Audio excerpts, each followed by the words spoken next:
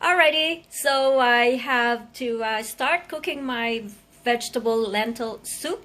So I have my water boiling, and then first that I have to cook is the lentil. So it will give time to get softened.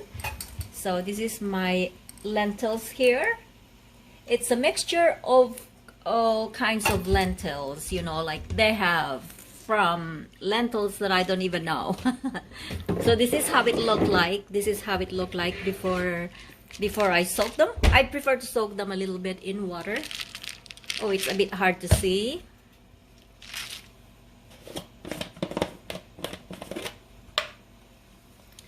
Yeah, so this is how it looked like here. There you go. Oh, it's a bit hard to see. There you go. Everything from black beans to all kinds of beans. Yeah, so that's my lentils. So that in goes to my boiling water. Here you go. This is a recipe that you don't need to measure it. You can just pretty much put maybe cup of each or 2 cups of each. But because it's a big batch that I have to cook, so I have to put anything as much as I want. So this is the brown meat. I already browned it, and the bottom is pretty much caramelized and in brown color. So I didn't want it burnt, so I add a little bit more water. So that's how it looked like. So that in goes as well with the lentils. And it will just cook by itself, and then I'm gonna add more of the different kinds of vegetables that goes with it. Okay, doke. Okay, so while the beans is boiling and it's been start to soften a little bit, I have to add the vegetables. So we started on the cabbage. This is the cabbage. In goes the cabbage there.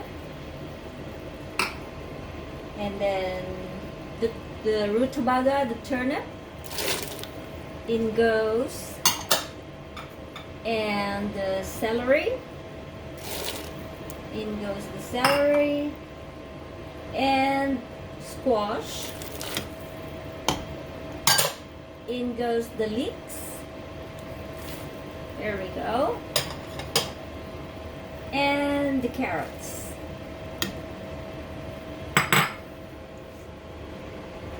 So then give that a stir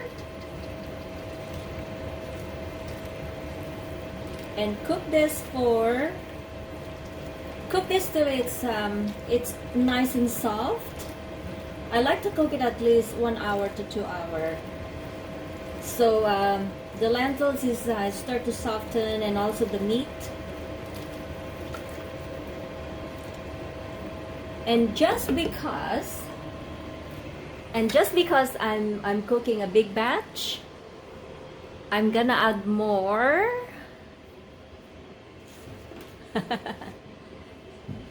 more vegetables because it's a big batch that I have to cook.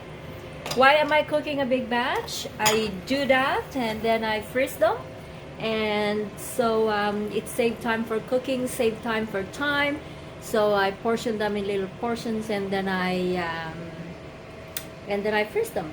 So when I don't feel like cooking, I'll just defrost them, thaw them in the microwave, and then boil them, and then add my little potatoes at the end, and then voila, it's a soup. Yeah, this is my potatoes, but I usually add them at the end of cooking, because you need to be able to find the potatoes, because if you cook it for 2 hours, the potatoes will disappear. They will become liquid. All right, so thank you so much for watching. So that's my cooking for today. Please don't forget to subscribe, like, comment, and share, and please forget to click on the notification bell as well, so I will notify you with my new videos. Thank you so much, and God bless. Mwah. Okay, so we reached to that point that the soup is almost made. It's almost done. The meat looks tender. I'm surprised the potato is still in a big good chunks. And as you can see, some of the lentils is showing there, and tons of vegetable. So it's a very good soup. So this is a big giant soup, pot of soup that I have here. So I will have a lot of, uh, food to freeze. Here you go. Yeah, so that's good. So it's ready for, ready to serve. We're gonna give it a try.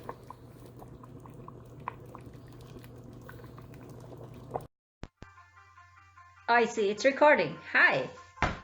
Hi, it's Filipino Canadian. Today is Sunday. I had time to do my laundry today, my cooking. It was a cooking day yesterday. So today we're gonna give it a try. I was done cooking late at night, so I sample it one time, but today is the typical meal time. Last night was just a little sample. So today I'm gonna have a sample of my soup.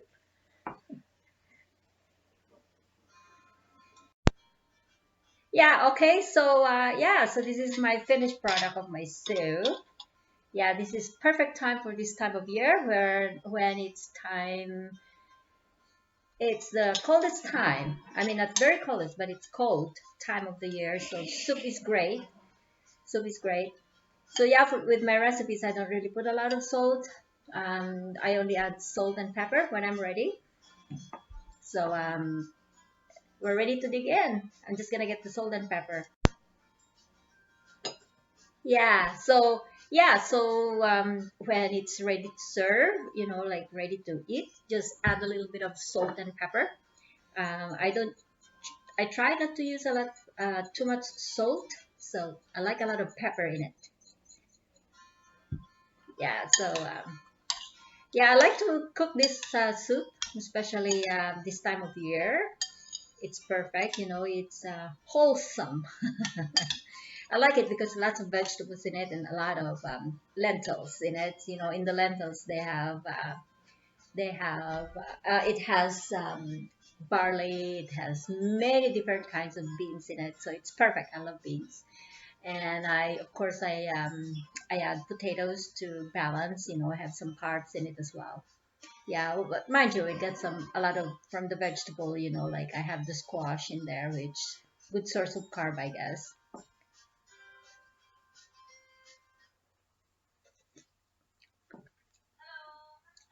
Mm, it's really good. Really yum.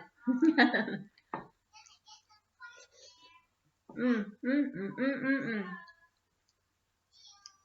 Let's eat. Yum, yum, yum, yum, yum.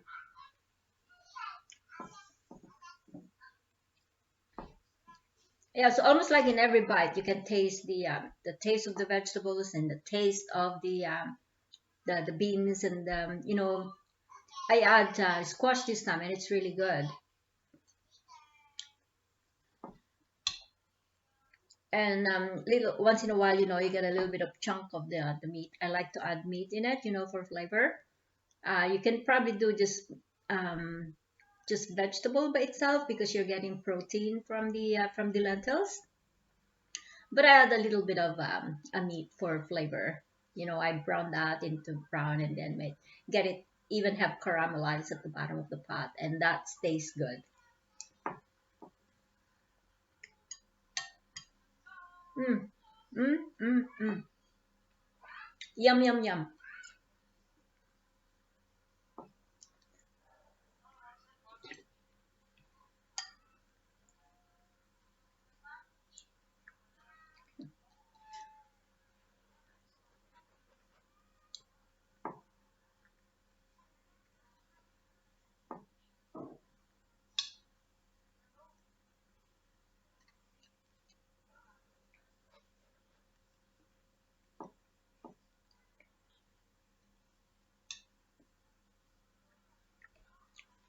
my hair is long. Yeah, I've been tying it a lot, you know, for work, and it has to be tied up. And of course, when I'm cooking, it has to be tied up. Once in a while, I got it down. It's long.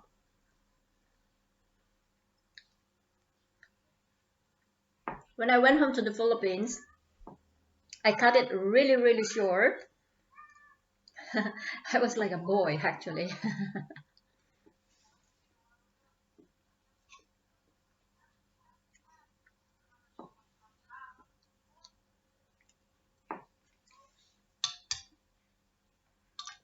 Yum, yum, yum, yum, yum.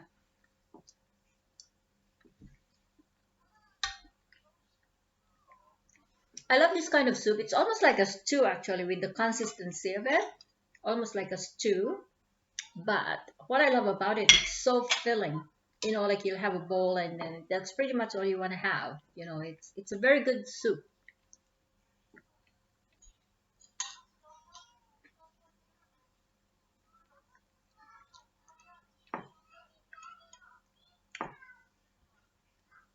You almost actually don't need to chew it because it's almost like a minced texture of it.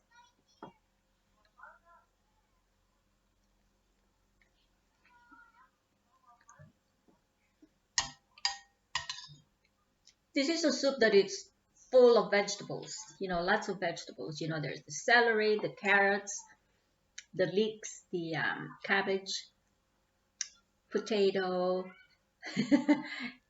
what else? Cabbage. Oh, sorry, I already said that. The squash. Well, thank you so much for watching. I hope you like this recipe and I hope you're going to give it a try, especially this time of year when it's cold. And I highly recommended it. It's a good recipe. It's a recipe that I learned from my mother-in-law, and I've been cooking it many times. And I love it because I can cook a huge pot and then freeze them and a smaller portion, and then I have readily available when I need food. Alrighty, thanks so much for watching. This is Filipina Canadian. Please don't forget to subscribe, like, comment, and share. And please hit the bell button, the notification bell, so I can notify you with my new videos. Thanks so much again, and God bless. Thanks so much for watching, and God bless.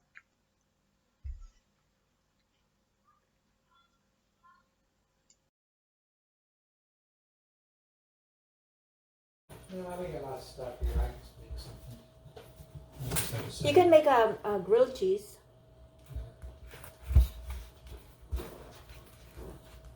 Well, I can't make grilled cheese. There's no cheese.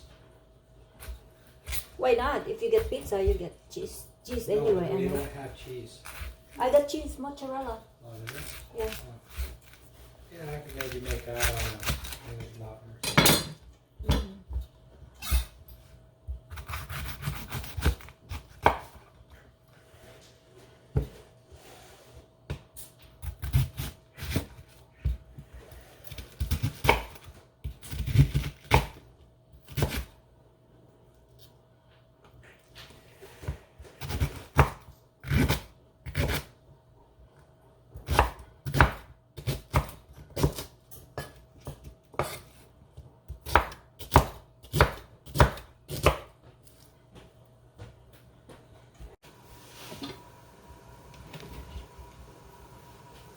This is my other hack on how you cut a squash safely and peel them. So I just go by the segment, sort of kind of segment, I guess.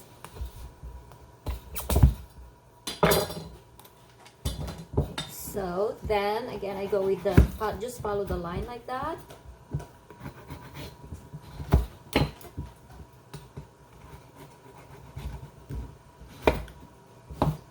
Yeah, because they are always hard to peel, right? So this is how I peel them. Oh, that was a waste. I waste a lot on that one. So this is the best way of peeling them. That way it's safer to the hands as well. Can you see me?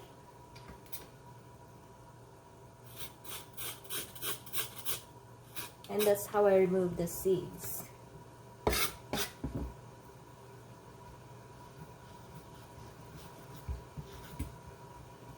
This is always hard to peel, you know, when it's, if you want to try to peel them as a whole.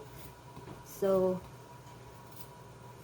I find it easier to peel this way. Yeah, so that's how I peel it.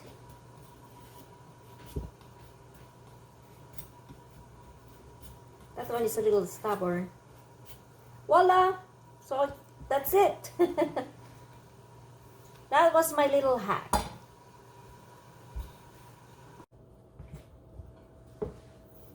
I'm gonna show you how to cut turnip safely.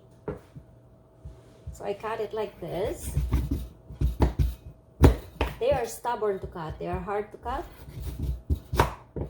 So I cut them to pieces, kind of wedges, and then I peel them like this.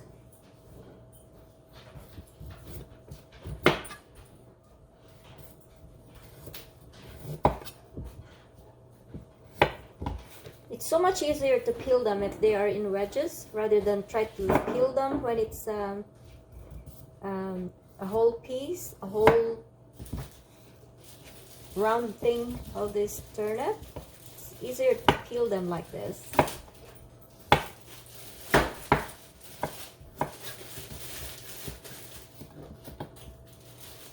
The safest way of peeling them and cutting them. Here we go.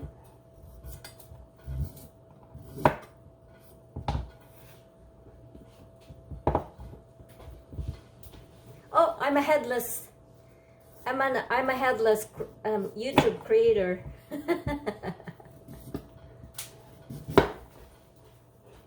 There you go. So when I cut them same thing as this. Safest way of cutting them. So that's one of my little hack, my little kitchen hack.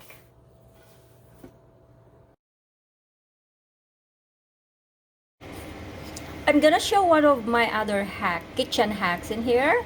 So all my scraps from the vegetable that I have, I will cook that, and I'm gonna use that as my broth. Cook that as my broth.